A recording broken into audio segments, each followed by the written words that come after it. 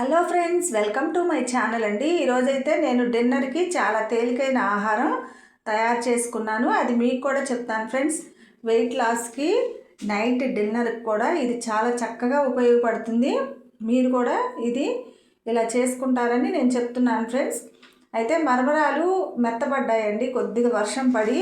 దానివల్ల నేను బాగా వేపాను, సిమ్లో పెట్టేసి కరకరలాడేలాగా వేపాను. ఆ తర్వాత ఒక టమాటా, ఆనియన్, కొత్తిమీర, ఒక నిమ్మకాయ కలిపేసి ఇవన్నీ కలిపి ఒక బౌల్లో వేసాను.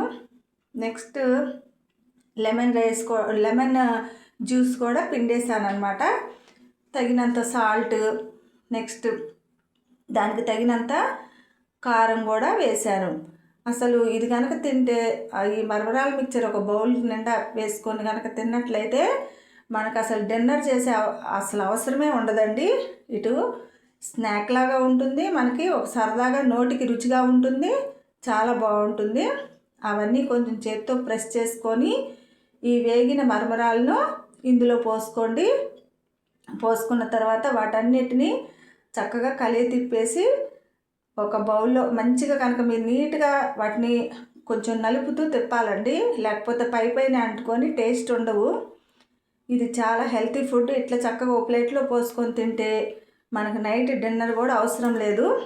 అదొక కొంచెం ప్లేట్ నిండా పోసుకొని ఈ రాగి జావ ఒక గ్లాసు తాగామంటే అసలు కడుపు నిండిపోతుంది ఫ్రెండ్స్.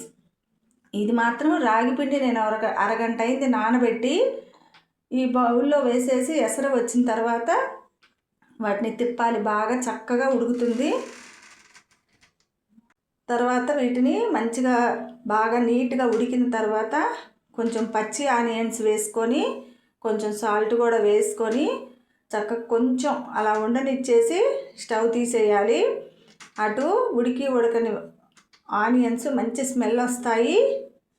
ఒక గరిటె పెరుగు వేసుకొని కనుక ఒక బౌల్ రాగి జావ, కొంచెం ఒక బౌలు ఈ మరమరాల మిక్చర్ తింటే చాలా బాగుంటుంది ఫ్రెండ్స్. మనకు కడుపు నిండిపోతుంది నైట్ డిన్నర్కి. మీరు అలా ట్రై చేయండి. నేను ఇలా చేసుకొని తింటుంటే మా ఇంట్లో వాళ్ళు, మా బంగారు తల్లి కదా బజ్జీలు ఏవా 4 అన్నారు. అదే చేత్తో బజ్జీలు వేసేసాను.